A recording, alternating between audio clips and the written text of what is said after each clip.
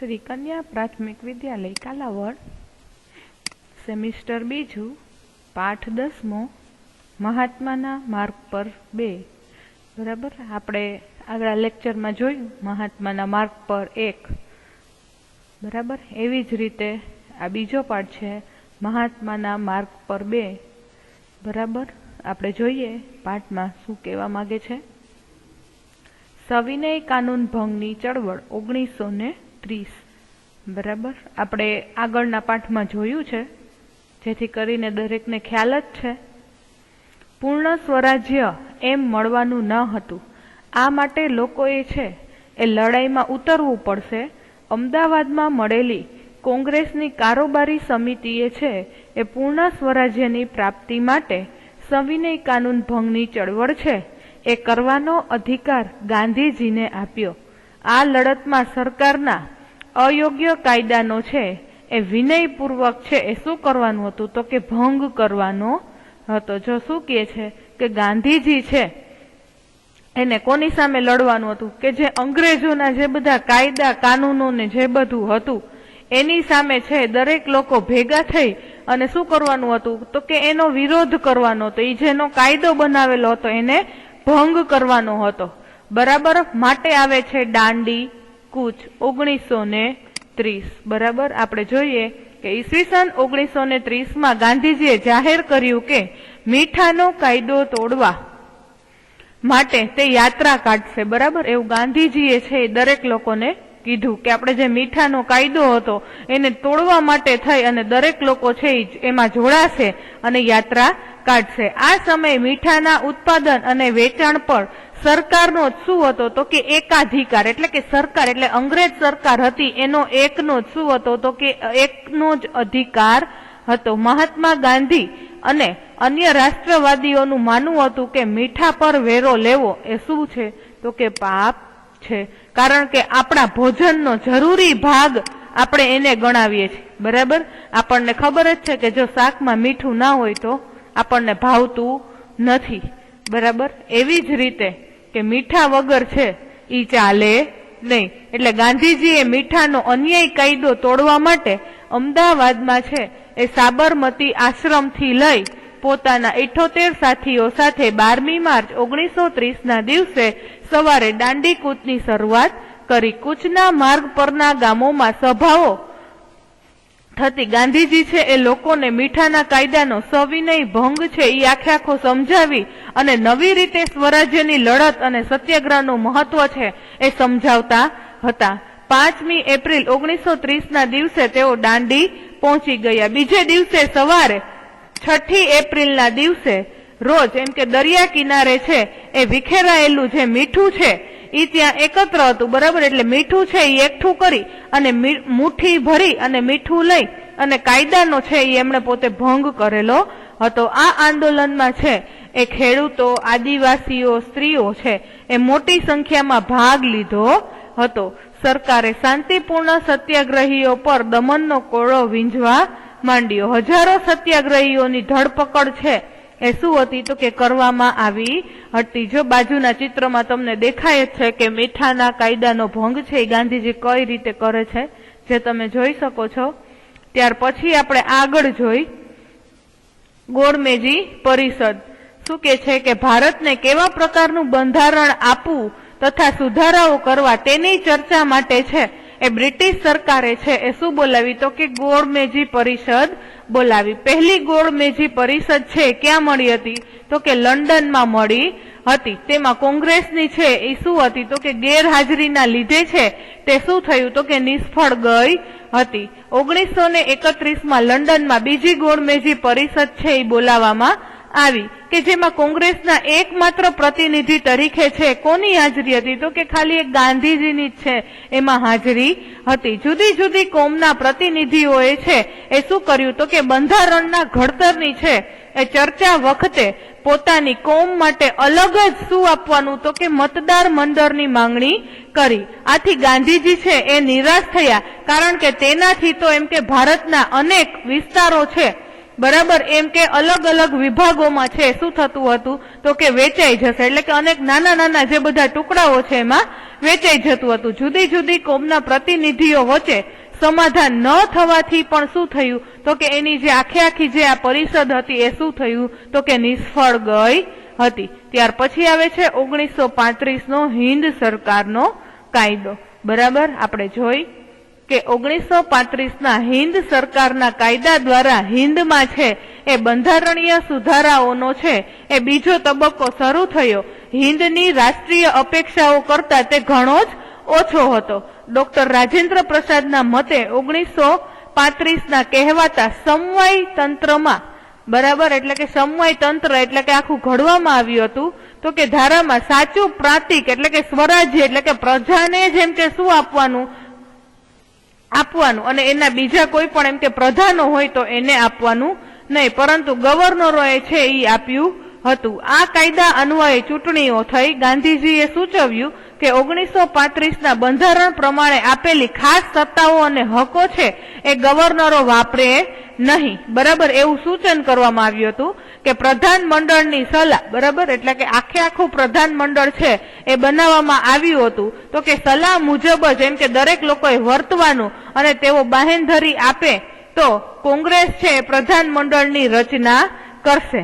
બરાબર, આવું ગાંધીજીએ છે કહેલું હતું. આ અંગે વાઇસરોય અને હિન્દી વજીરે છે એ સ્પષ્ટતા કરી કે તેથી કોંગ્રેસ અને મુસ્લિમ લીગે છે પ્રધાનમંડળની રચના કરી. જો આમાં બે પક્ષ છે એ ભેગા થાય છે. ત્યાર પછી આવે છે કે પ્રાંતીય સ્વરાજ્યનો આ પ્રયોગ છે એ લગભગ કેટલા વર્ષ તો કે 2.25 વર્ષ ચાલ્યો.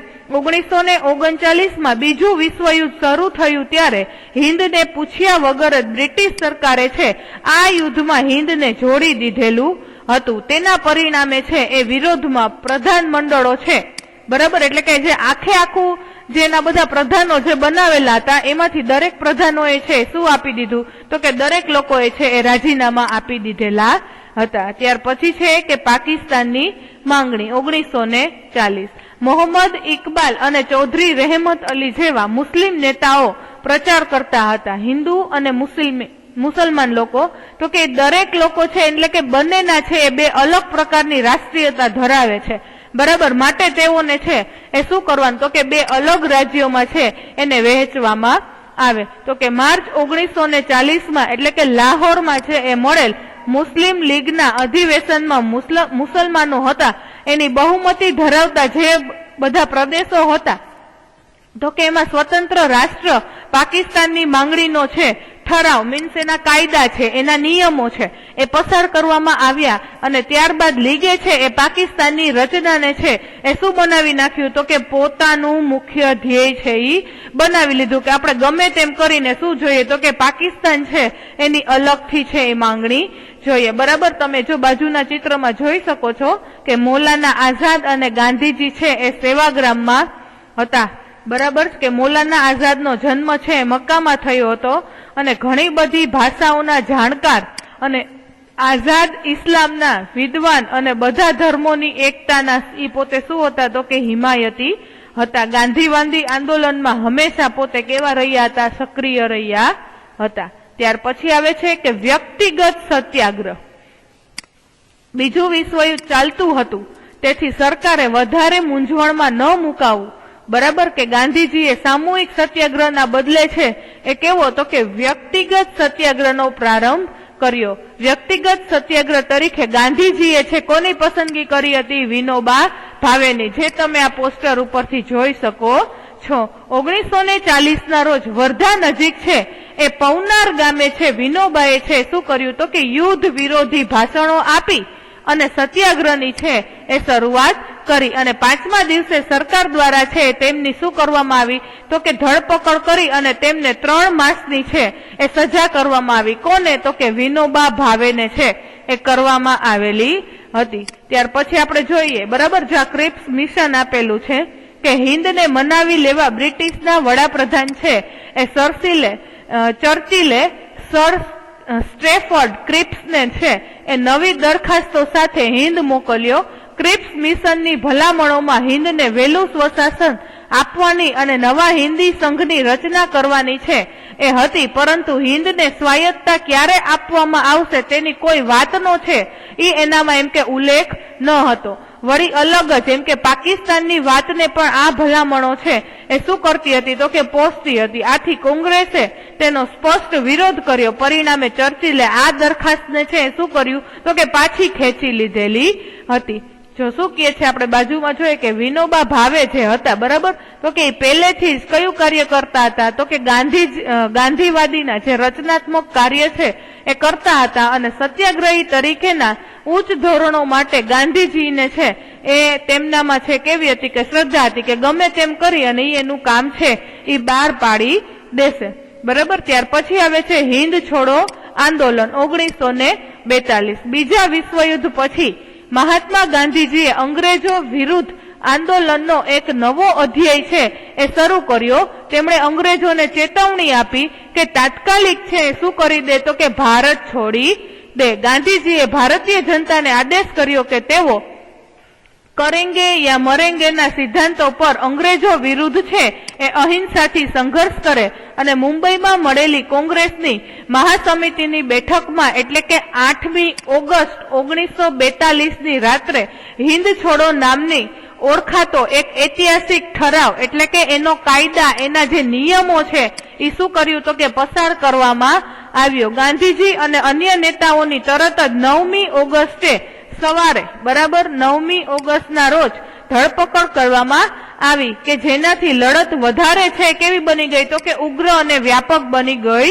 હતી. સમગ્ર ભારતમાં સભા સરઘસો અને દેખાવ બરાબર છે દરેક જગ્યાએ છે શું થયું તો કે સભાઓ થઈ, સરઘસો થયા, દેખાવો થયા અને એ બધું કેવું બન્યું તો કે સામાન્ય બન્યા. ખેડૂતો અને યુવાનો છે એ આ આંદોલનમાં મોટી સંખ્યામાં છે એ શું થયું તો કે જોડાઈ ગયેલા હતા. દેશભરમાં સરકારી મકાનો અને તાર ટેલિફોનના માધ્યમો છે બરાબર તો કે દરેક જગ્યા ઉપર છે શું કરવામાં આવ્યું તો કે હુમલા થયા. સરકારે સામૂહિક ધરપકડ છે એ કરી અને જેલ જેવી દમનકારી નીતિઓ છે દરેક અજમાવી હતી. કેમાં તો કે હિન્દ છોડો આંદોલનમાં. કોની ઉપર તો કે દરેક લોકો ઉપર છે એ પ્રહાર થયા હતા. બરાબર કે આશરે છે એ 1 લાખથી વધારે લોકોને છે એ લોકોએ શું કર્યું તો કે જેલમાં પૂરી દીધા અને 1000 લોકો હતા બરાબર તો કે પોલીસની ગોળીઓથી છે એ લોકો માર્યા ગયા. પરંતુ અંતે આ આંદોલનથી સરકારને ખાતરી થઈ ગઈ કે હવે એમ કે આપણે વધારે સમય છે તેવો ભારતની પ્રજા પર શાસન કરી શકવાના નથી. બરાબર. ત્યાર પછી પાછી યોજના જે આવે છે એ આપણે જોઈએ કેબિનેટ મિશન યોજના 1946.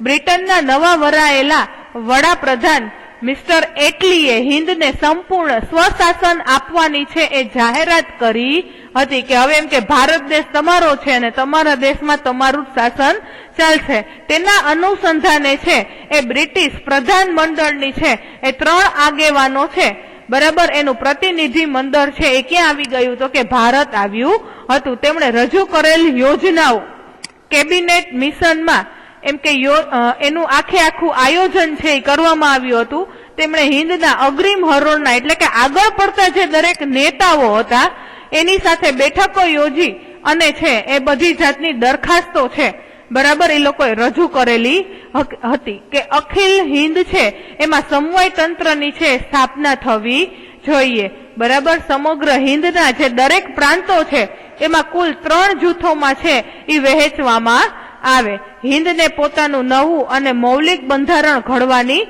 છૂટ આપવી. બંધારણમાં ઘડાય ત્યાં સુધી વચગાળાની સરકાર છે એ રચવી એટલે કે જ્યાં સુધી છે એ સરકારની વ્યવસ્થિત રીતની રચના ન થાય ત્યાં સુધીની એટલે કે વચગાળાની એટલે કે અમુક સમયાંતરે ચાલે ત્યાં સુધી વચગાળાની જે સરકાર છે એની રચના કરવી.